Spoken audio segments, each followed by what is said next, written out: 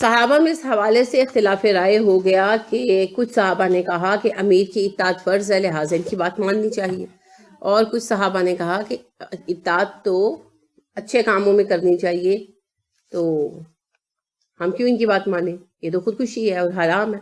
تو اس سے پہلے کہ اس بات کا فیصلہ ہو سکتا، جو ہے ان کا غصہ ٹھنڈا ہو گیا، انہوں نے اپنا حکم کینسل کر دیا۔ تو جب یہ لوگ مدینہ پہنچے اور یہ بات رسول اکرم صلی اللہ علیہ وسلم کے سامنے بیان کی گئی، تو آپ صلی اللہ علیہ وسلم نے کہا کہ اطاعت صرف معروف کاموں میں ہوتی ہے، اگر تم میں سے کوئی ایسا کر لیتا، یعنی امیر کا حکم سمجھ کر یہ کار کر گزرتا، تو ہمیشہ کے لیے جہنمی ہو جاتا۔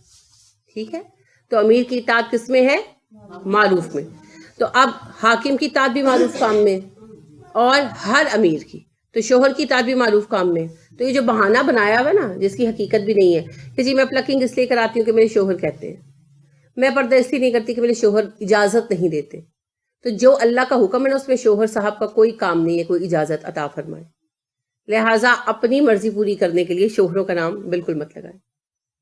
اور اگر واقعتاً شوہر ایسا کرے نا، تو پھر آپ کو پتہ ہے کیا سعودی فتویٰ کمیٹی کا فتویٰ ہے؟ وہ کہتے ہیں ایسے شوہر سے طلاق لے لو، باقاعدہ فتویٰ ہے سعودی فتویٰ کمیٹی کا کہ اگر واقعی تمہارا شوہر ایسا کرتا ہے تو وہ تو بے دین ہے، اس سے طلاق لے لو، اس کے ساتھ رہنا ہی تمہارا جائز نہیں۔ لہٰذا سوچ سمجھ کر جو ہے نا بہانے بنانے، جو بھی بناتا ہے نا اس کو یہ چیز ضرور کنوے کریں۔ ٹھیک ہے، باقاعدہ سوالیہ علیہ السلام صاحب کا بحیثیت امیر سعودی فتویٰ کمیٹی فتویٰ ہے، اور پوری فتویٰ کمیٹی نے اسے تسلیم کیا کہ اگر شوہر واقعتاً، یہی خاتون نے کہا کہ جی میرا شوہر مجھے پردہ نہیں کرنے دیتا، تو انہوں نے کہا کہ اگر آپ سچ کہہ رہی ہیں کہ آپ کا شوہر، یعنی کہ انہوں نے کہا جی میرا شوہر کہتا ہے یہ تو دھکیہ نوسیت ہے اور قدامت پسندی ہے، تو انہوں نے کہا اگر آپ سچ کہہ رہی ہیں اور آپ کا شوہر یہی رویہ رکھتا ہے اور رائے رکھتا ہے، تو یہ رائے اس کی آپ کے بارے میں نہیں، قرآن کے بارے میں، اور جو قرآن کو پرانی اور ناقابل عمل چیز سمجھتا ہے تو وہ پھر اسلام کے دائرے سے خارج ہو گیا اپنے اس عقیدے کی بنا پر، اور جب وہ دائرے سے خارج ہو گیا تو آپ کا اس کے ساتھ رہنا بالکل جائز نہیں ہے، آپ اس سے علیحدگی اختیار کر لیں۔ ٹھیک ہے، تو یہ جو ہے نا بیکار کے بہانے، اطاعت صرف معروف کام میں۔ اول تو میں نہیں سمجھتی کوئی شوہر منع کرتا ہے، اور اگر کوئی کرتا ہے تو اس کو سمجھایا جا سکتا ہے، اور اگر واقعی سمجھانے پر بھی وہ نہیں مانتا تو پھر فائدہ۔ ٹھیک ہے، پھر وہی بات ہوگی جو سعودی فتویٰ کمیٹی والوں نے کہا۔ فائن، پھر اگر تنازعتم، تمہارے مابین اختلاف ہو جائے، فی شیء، کسی معاملے میں، فردوہ، تو پھیر دو اس بات کو، الی اللہ، اللہ کی طرف، والرسول، رسول کی طرف۔ اگر تمہارے مابین کسی معاملے میں اختلاف رائے ہو جائے تو اسے اللہ اور رسول کی طرف پھیر دو، یعنی قرآن اور سنت سے رجوع کرو۔ ان اگر کنتم، تم ہو، تؤمنون، ایمان رکھتے تم، اللہ باللہ، اللہ پر، والیوم الآخر، اور آخرت کے دن پر، اگر تم اللہ پر اور آخرت کے دن پر ایمان رکھتے ہو، تو ایمان کا ثبوت پھر کن تین چیزوں میں ملا؟ قرآن و سنت کی اطاعت، امیر پر اطاعت، امیر کی اطاعت، اور اختلاف رائے کی صورت میں واپس قرآن و سنت کی طرف پلٹنا۔ ایمان کی علامات میں کون سی تین چیزیں آئیں؟ اللہ کی اور رسول کی اطاعت، امراء کی، جو ہمارے امیر ہیں، رہنما ہیں، ان کی، لیڈرز کی اطاعت، اور اس کے بعد اگر اختلاف رائے ہو جائے، یعنی لیڈر کا حکم سمجھ نہیں آ رہا یا آپس میں اختلاف رائے ہو گیا، تو کیا کریں؟ اسے قرآن و سنت کی طرف لوٹا دیں۔ جیسے یہ چھوٹے چھوٹے آپ کے معاملے ہیں جس پر شیعہ، سنی، وہابی، دیوبندی، اہل حدیث گروپ بنے بیٹھے، اور آپ جانتے ہیں کہ ان سب کے بارے میں احادیث سے فیصلہ ہو سکتا ہے، سینے پر ہاتھ باندھنے ہیں یا ناف پہ ہاتھ باندھنے ہیں، آمین بآواز بلند کہنا ہے یا ہلکی آواز میں کہنا ہے، اور رفع الیدین کرنا ہے کہ نہیں کرنا، طلاق 3 دفعہ، 3 طلاقیں اگر ایک وقت میں دی گئی ہیں تو کیا کیا جائے، یہ اختلافات ہیں نا، انہی کے بنا پر جو ہے جھگڑتے پھرتے ہیں نا۔ تو جب ان پر صحیح احادیث موجود ہیں اور ان سے ان میں سے ہر ایک جھگڑے کا فیصلہ ہو سکتا ہے، تو پھر کیوں نہیں پلٹتے واپس؟ جھگڑے ختم نہیں کرنا چاہتے، کیوں؟ دنیا کمانا مقصد ہے۔ اگر آج لوگ اکٹھے ہو جائیں قرآن اور سنت پر، تو پھر پیر کہاں سے چلیں گے، مرشد کہاں سے چلیں گے، اور فقہ کے لیے جو جگہ جگہ جو ہے وہ بنے ہوئے ہیں جگہیں اور وہاں جو ہے وہ فیسیں لے لے کر جھگڑے چکاتے پھرتے ہیں، وہ سب کچھ ختم ہو جائے گا نا، تو کاروبار کی ساری شکلیں ختم ہو جائیں گی. ایک دوسرے کی ضد، اللہ نے کہا نا کہ ہم نے ان پر اپنے احکامات اتارے اور واضح دلائل اتارے، پھر انہوں نے اس کے بعد اختلاف رائے کیا محض ایک دوسرے کی ضد میں، آپس کے شقاق کی وجہ سے. کس صورت میں پڑھا ہے؟ آل عمران. آل عمران. تو ویسے تو یہ موضوع کئی جگہ پر آیا، میں خاص اس آیت کی بات کر رہی ہوں. تو جب بھی اختلاف رائے ہوا، کیوں ہوا؟ باہمی ضد کی وجہ سے، تکبر کی وجہ سے، اور دنیا پرستی کی وجہ سے. ایک مومن کا کام کیا ہے؟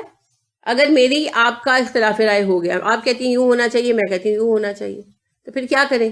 دیکھیں کہ اس کے بارے میں قرآن میں کیا حکم ہے، حدیث میں کیا حکم ہے. قرآن میں نہیں ملا، حدیث میں کیا حکم ہے، اس پر صحابہ کا طرز عمل کیا تھا. فرض کریں یہی آپ لے لیں کہ بھئی میرے والد فوت ہو گئے، اب میں کہتی ہوں کل کرانے ہیں، آپ میری بہن ہیں، آپ کہتی ہیں نہیں کرانے. اب بحث ہو گئی، نہ میں مان رہی ہوں نہ آپ مان رہے ہیں، تو کیا کریں؟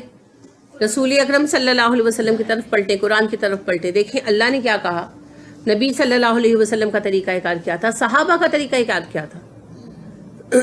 جو انہوں نے کیا وہ ہمیں قبول کر لینا چاہیے اگر میں ایمان رکھتی ہوں تو. اور اگر میرے اندر ایمان نہیں ہے تو پھر میں سارا کچھ سننے کے بعد بھی کیا کہوں گی، اور ٹھیک ہے قرآن و حدیث نہیں آیا پر سارے بڑے کر دے سن. تو پھر اللہ کی بندگی کرتے ہیں یا آبا کی پوجا کرتے ہیں، یہ سوچنا ہو. ذالک خیر، یہ زیادہ بہتر ہے، واحسن، اور زیادہ اچھا ہے، تاویلا، اعتبار، انجام کے اعتبار سے. تعویل انجام ہوتا ہے نا. یہ طریقہ زیادہ اچھا ہے اور زیادہ عمدہ ہے انجام کے اعتبار سے. کیا طریقہ؟ امارت کا طریقہ. اصل میں امارت کا طریقہ. اصل امیر کون ہے ہمارا؟ اللہ. اللہ نے امارت کس کے سپرد کی؟ نبیوں کی، ہر دور میں انبیاء کے، اور ہمارے لیے ظاہر رسول اکرم صلی اللہ علیہ وسلم حقیقی امیر ہے. اب ظاہری بات ہے رسول اکرم صلی اللہ علیہ وسلم کا وفات پا گئے تو پھر اچھے لوگوں کو، متقی لوگوں کو امیر بنایا جائے گا. امارت کا طریقہ بہتر ہے کیونکہ عام افراد یک رائے نہیں ہو سکتے، ہمیشہ اختلاف کریں گے. آپ دیکھیں چھوٹی سی بات ہے، آپ غلطی سے بچوں سے پوچھتے ہیں آج پکائیں کیا، جھگڑا ہو جاتا ہے نا. تو پھر ماں جو پکا کے رکھ دے، کھاؤ بیٹھ کے، تو سارے کھا لیتے ہیں. یہ بس یہی حال ہے. آپ جب رائے لیتے ہیں تو سب لوگ ایک رائے پہ اکٹھے نہیں ہو پاتے. پھر اکثریت کی رائے، اور اس سے بھی زیادہ اہم بات ہے امیر کا فیصلہ. کیونکہ امیر وہ بندہ منتخب کیا جاتا ہے جسے اللہ نے علم میں فوقیت دی ہو. ہماری طرح پیسوں کی بنا پر حکومتیں نہیں بنائی جاتی. اصل میں ہم نے تو دیکھا یہی ہے نا کہ پیسے کے ذریعے حکومت بنائی جاتی ہے. یاد کریں جب اللہ نے طالوت رضی اللہ عنہ کو بنایا حاکم، اور وہ ایک غریب چرواہے کے بیٹے تھے، اور توریت کے قصے کے مطابق وہ اپنا گمشدہ جانور ڈھونڈنے کے لیے نکلے تھے. ان کا ایک جانور کھو گیا تھا، اسے تلاش کرنے نکلے تھے، اور نبی نے ان کو پکڑ لیا، یعنی ہاتھ سے پکڑا نا، اور ان کو کہا کہ آپ کو منتخب کر لیا گیا ہے، سلیکٹ کر لیا گیا ہے. تو اعتراض کیا نا انہوں جو ہے بنی اسرائیل نے کہ یہ ہم پر حکومت کرے گا، ہم اس سے زیادہ حکومت کے اہل ہے. کیونکہ وہ پیسے والے تھے، سردار تھے، نسب والے تھے، نسب بھی ان کے بہتر تھے. تو کیا جواب دیا تھا انہوں نے؟ اللہ نے اس کو کیا دیا ہے؟ زادہ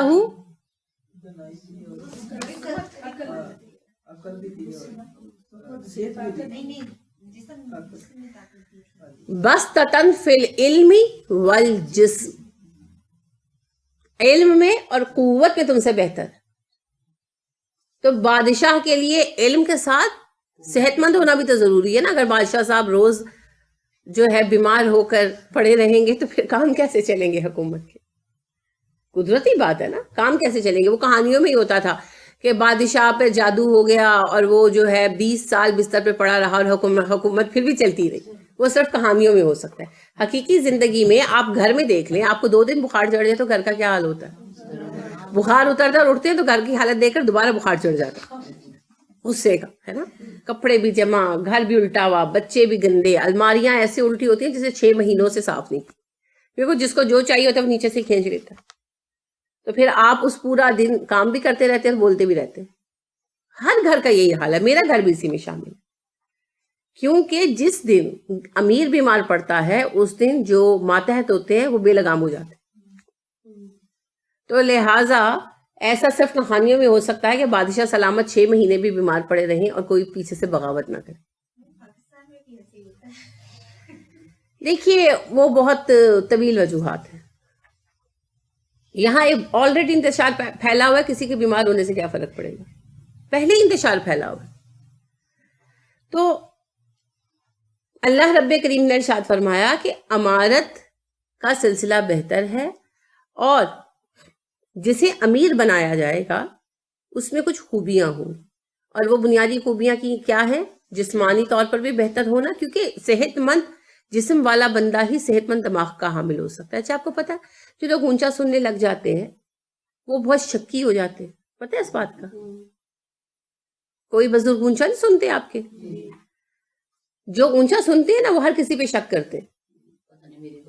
جی تو میرے ایک بزرگ تھے، تو ان کی بیٹی کے ساتھ ہی بیٹھ کر میں بات کر رہی تھی، تو وہ کہنے لگے اپنی بیٹی کو ایک مخاطب کر کے میری برائیاں کر دیا پئی ہوں. کیونکہ وہ پتہ کیا ہوتا ہے، سن سن کر. آپ اگر سائیکالوجی پڑھیں نا اسپیشل چلڈرن کی، تو جو بہرے بچے ہوتے ہیں نا وہ بہت شک کرتے ہیں، کیونکہ جب بات کر رہے ہوتے ہیں نا آپس میں دوسرے لوگ تو وہ گمان کرتے ہیں. اور اسی وجہ سے عام طور پر جو بچے ڈیف ہوتے ہیں یعنی بہرے ہوتے ہیں وہ نارمل لوگوں کے ساتھ شادی کر کے زندگی نہیں گزار پاتے، کیونکہ انہیں شک بہت رہتا ہے. تو مناسب یہ ہوتا ہے کہ ڈیف کے ساتھ ڈیف ہی ہو. اندھے وغیرہ گزار لیتے ہیں، ان میں یہ چیز نسبتاً کم ہوتی ہے، کیونکہ وہ سن تو رہے ہوتے ہیں. جو بہرے ہوتے ہیں وہ زیادہ شک کرنے لگتے ہیں، اس کا کوئی حل نہیں. دیکھنے میں لگ رہا تھا کہ 2 لوگ بیٹھے بالکل بالکل. اب بات پتہ کیا ہے، اس کے دماغ کو تو کوئی مسئلہ نہیں ہے، تو پھر کیوں پیدا ہوگی شک کی بیماری، وہم کی بیماری؟ جسمانی خرابی کی وجہ سے. تو حاکم کا جسمانی طور پر صحت مند ہونا ضروری ہے، ورنہ بی پی ہائی اور کسی کو قتل کرا دے، ہے نا. تو ایسے نہیں کام چل سکتا. حاکم کا جسم تندرست ہوگا تو ذہن تندرست ہوگا، اور تندرست ذہن والا بندہ ہی دوسروں کو لیڈ کر سکتا ہے، اور دوسرا اس کا علم میں زیادہ ہونا تاکہ وہ دوسروں کے معاملات سن کر صحیح فیصلے کر سکے. اس کے بغیر کام نہیں چلتا. تو اس لیے جب امیر فیصلہ کرتا ہے تو وہ بہتر فیصلہ ہوتا ہے. ایک تو یہ بات ہے، اور دوسرا اس میں مفہوم، ایک مفہوم امارت میں بہتری ہے نا، اور دوسرا مفہوم کیا آیا کہ جب تمہارا اختلاف رائے ہو تو اپنے معاملات اللہ اور رسول کی طرف لوٹا دو، اس میں بہتری ہے. دونوں مفہوم مفسرین نے بیان کیے، دونوں صحیح ہیں، دونوں ہی آیت سے نکلتے ہیں. جب تمہارے مابین اختلاف رائے ہو اور فیصلہ نہ ہو رہا ہو تو فیصلہ کرنے کے لیے اپنے معاملات کو اللہ اور اللہ کے رسول کی طرف واپس لوٹا دو، قرآن و سنت کی طرف لوٹ جاؤ، اور وہاں سے اصول ڈرائیو آؤٹ کرو. جب ایسا کرو گے تو کیا ہوگا؟ اختلاف ختم ہو جائے گا، امت متحد ہو جائے گی، اور اتحاد کی وجہ سے کامیابی ہوتی ہے. اچھا اگر جب کعبے پر حملہ ہوا تھا آپ صلی اللہ علیہ وسلم کی پیدائش والے سال میں، عام الفیل میں، اگر ایک ایک چڑی آ کر کنکر مارتی تو کیا بنتا؟ کچھ نہ بنتا نا. وہ ساری اکٹھی آ گئی تھی، پھر انہوں نے کنکر مارے، تب جا کر ان کا بھوس بن گیا. ایسے ہی ہے. تو یہی بات ہے، ہم لوگ کیوں کامیاب نہیں ہو رہے؟ اتحاد ہی نہیں ہے، اتحاد ہی نہیں ہے. اچھا عراق پر مصیبت آتی ہے تو کیا کہتے ہیں؟ شیعہ نوئی مالدہ بدلہ مل گیا. نفرتیں اتنی ہیں نا. تو اگر ہم پر آئے گا تو وہ بھی بیٹھ کر یہی کہیں گے. پھر عرب ممالک پر مصیبت آ رہی ہے تو کیا حال ہے؟ وہ گستاخ رسول ہے اس لیے ان کے ساتھ ایسے ہو رہا ہے. آپ نے دیکھا ان کو گستاخی رسول کرتے ہوئے؟ گستاخ رسول تو ہم ساری امت ہے، کیونکہ ہم رسول اکرم صلی اللہ علیہ وسلم کے نام کا کلمہ پڑھتے ہیں اور ان کی مخالفت کرتے ہیں. اور گستاخی کس کا نام ہے؟ اسی کا نام گستاخی ہے کہ آپ صلی اللہ علیہ وسلم کا دم بھرنا اور پھر مرضی اپنی کرنا. یہ ہے حقیقی گستاخی جس کے مرتکب ہم سب ہو رہے ہیں. اور مومن کی مصیبت پر خوش ہو، انا للہ و انا الیہ راجعون. تو لہٰذا اللہ رب کریم نے اس میں 2 چیزوں میں خیر بیان کی، ایک امارت کے نظام میں کہ جب بھی کوئی کام کرو تو امیر بناؤ. اس کی رسول اکرم صلی اللہ علیہ وسلم نے بہت تلقین کی ہے. آپ صلی اللہ علیہ وسلم نے فرمایا 2 بندے سفر پر نکلے تو ایک امیر بنے. ٹھیک ہے, جب کوئی کام کرو اور 2 سے زیادہ لوگ ہو تو امیر مقرر کرو. اس سے کام میں سہولت ہوتی ہے. اور دوسرا کیا بتایا, اختلافات کو قرآن و حدیث کی طرف لوٹا دو. علم ترا, کیا تم نے نہیں دیکھا, الی الذین, ان لوگوں کو, یزعمون, جو دعویٰ کرتے ہیں, زوم رکھتے ہیں. زوم رکھنا اردو میں پڑھا ہے آپ نے, تمہیں تو بڑا زوم ہے. ہاں, گمان کرنا, دعویٰ, بڑے بڑے دعوے کرنا, خوش گمانی اس کو کہنا چاہیے اپنے بارے میں. انہم, کہ بے شک وہ, آمنوا, ایمان لائے, بما انزل الیک, اس کتاب پر جو آپ پر اتاری گئی, وما انزل من قبلک, اور اس پر جو آپ سے پہلے اتاری گئی. یریدون, وہ چاہتے ہیں, آن کے یتحاکموا, وہ فیصلے کے لیے جائیں, الی الطاغوت, طاغوت کی طرف. وقد, بلا شک و شبہ, امروا, وہ حکم دیے جا چکے ہیں, ان یکفروا بہ, کہ وہ اس کا کفر کریں. کیا تم نے ان لوگوں کو دیکھا ہے جن کا دعویٰ تو یہ ہے کہ وہ آپ پر نازل کیے گئے کلام پر, قرآن پر ایمان لے آئے ہیں, اور آپ سے پہلی کتابوں پر بھی ایمان رکھتے ہیں, اور حال ان کا یہ ہے کہ فیصلے کرانے کے لیے طاغوت کی طرف جاتے ہیں, حالانکہ وہ حکم دیے جا چکے ہیں کہ طاغوت کا انکار کریں. کون مراد ہے؟ آیت کو سنیں اور پھر جواب دیں. جی, کون مراد ہے؟ جو ایمان لائے ہیں. لیکن کیا سارے مراد ہیں؟ ایمان تو ہم بھی لائے ہیں.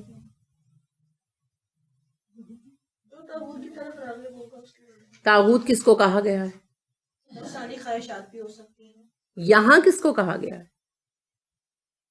اچھا, آیت آپ کے سامنے ہے, آپ لوگوں کو ملانا نہیں آ رہا. اللہ فرما رہے ہیں, آئیں یتحاکموا, جب فیصلہ کروانا ہوتا ہے. فیصلہ کس معاملے میں کرانا ہوتا ہے؟ کسی بھی معاملے میں. سبحان اللہ. آپ نے آج تک کتنے فیصلے کروائے ہیں زندگی میں؟ آپ بھی بتائیں جو آپ کہہ رہی ہیں, کسی بھی معاملے میں. آپ کی تو ایک زندگی گزر گئی ہے, کس معاملے میں آپ فیصلہ کرانے کسی کے پاس گئے ہیں؟ تو کس معاملے میں جانا پڑتا ہے, سوچئے نا. قانونی مسائل, مقدمات, جسے آپ مقدمہ کہتے ہیں, کیس,